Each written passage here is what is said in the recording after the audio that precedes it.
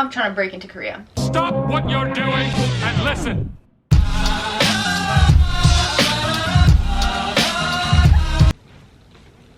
Welcome to 2020. How was it going? It's been a minute since I've seen you. I hope everyone had a happy new year, but personally I spent it kind of traveling.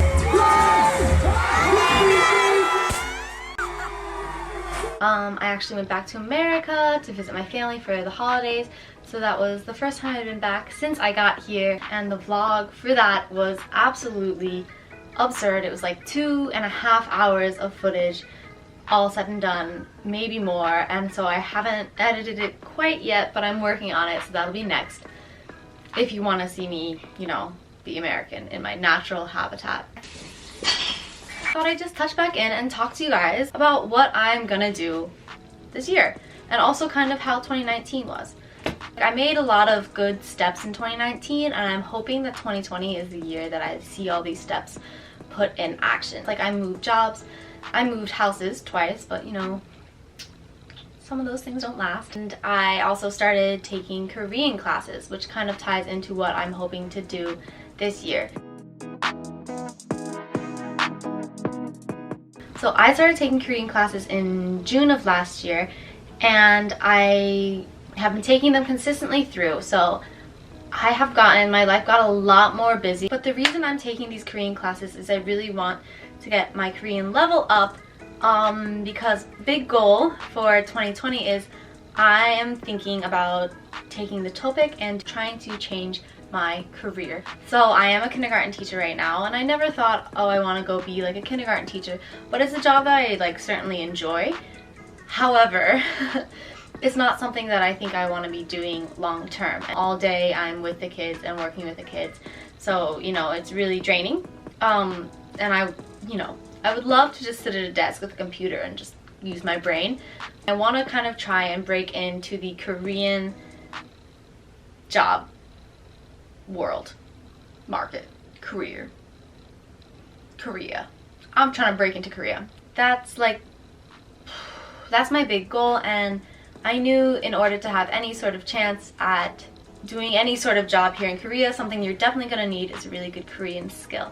So I started taking those classes over at YBM in Gangnam, and they've been really, really useful. It's like the highlight of my week, but it makes me very busy. It's around 6 hours a week, Monday, Wednesday, Friday, and I do spend time outside of class preparing and doing homework and studying, which is optional, but I like to do. Also, something that I think could further my chances of getting some sort of job is the TOPIK. So if you don't know what the TOPIK is, it's basically like the Korean proficiency test that they have here for English speakers, or non-native speakers rather. If I'm not mistaken, it happens a few times a year, so it's kind of a big deal. It's not like something you can just say, oh, this weekend I'm gonna go try and take my driver's license test or something. It's like, you know, there's 3 or 4 times a year I think they do it, and so the registration fills up really quickly.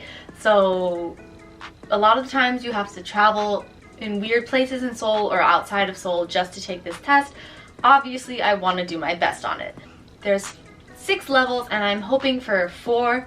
If I could get a 5, that would be great. 6 is like, I don't know, you're God's here, okay? I'm not God's here. It's obviously going to be really difficult to look for jobs and do interviews and stuff like that, and that's something I'm concerned about, but gotta do it. You gotta do it. If you want to move forward, you have to do hard stuff, and I want to move forward because I have enjoyed my time teaching, but I think it's about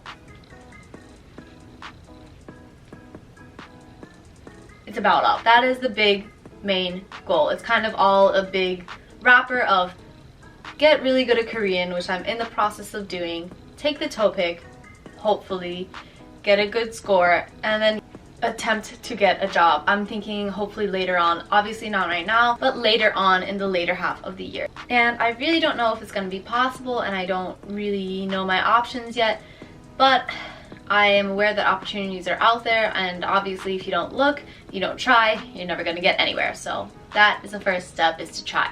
It's probably going to be horrible. I'm probably going to hate every second of it. I have a lot of anxiety about that stuff. Some smaller plans. Let me see. I took some notes on the way home on the bus. personal goals. I think I'm gonna try and put out a little bit more videos just sitting down and talking about Korean culture if people are interested in that. But also it's just something, I have a lot of thoughts and a lot of insight I think I can offer. Having lived here for quite some time now, I think over 2.5 years. 2.5 years? Hey Siri, how long ago was August 4th, 2017? It was 2 years and 5 months ago. Yeah, so almost 2.5 years. 2 years and 5 months in Korea. So I think that I have some knowledge I can share with people, and sit down format is a lot easier for me to edit. I've toying with the idea of adding subtitles in Korean to my video, not necessarily so I can reach the Korean audience, although that would be great, but also just to kind of help me try and do my best as far as like translating and using my Korean for practical application instead of just in the classroom or speaking with friends and acquaintances. I've got some easy things. No, I don't. If it goes well, I think it could have a lot of opportunities.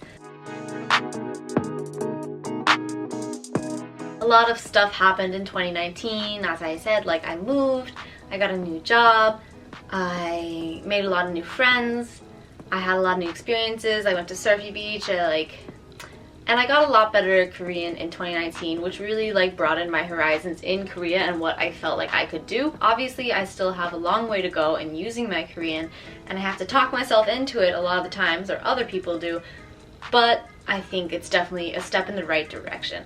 I've just made a lot of personal progress in the past year, I think. I bought a plant. I own a house plant now. Work, work, work, work, work, work, Saturday play, Sunday sleep. That's, you know, that's how it's been going. So it kind of went by really fast. I always go to the gym, but I started going more this year. And I think I've really reached a place of like a good mental attitude where I feel great most of the time about my body, and even went to that pool party earlier this year. That was a ton of fun. I never thought I would be confident enough to go to a public place in like a bikini, and then here we go, I ended up doing it. I did a lot more like socializing this year, you know, I went out a lot more and met new people and kind of like broadened my social scope. Had a lot of mistakes that I've made and like things I've realized about how I could be a better friend to certain people, but I also made an effort to like know myself better. So all in all, 2019 was a year of growth, and I'm hoping 2020 will be a year of reaping rewards, but it's never that easy, and obviously I have to keep working at it. But those are my plans for 2020 and my wrap up for 2019.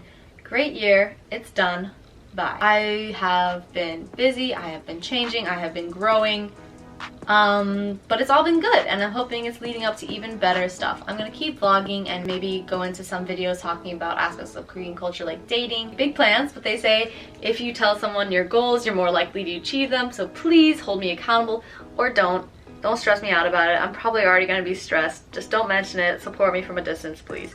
Yeah, I hope everybody's doing well and having a great 2020 so far, and had a very happy holiday season. I had a great holiday season, and that vlog will be up after this video, so I'll see you all then. Thanks for watching. Bye! You like my Ryan? My parents have bought me this. Did you know that this camera is currently sitting on top of the Ryan that I found in the trash on my way home from the club? Only the real ones know about the trash Ryan. Only the real. Bye!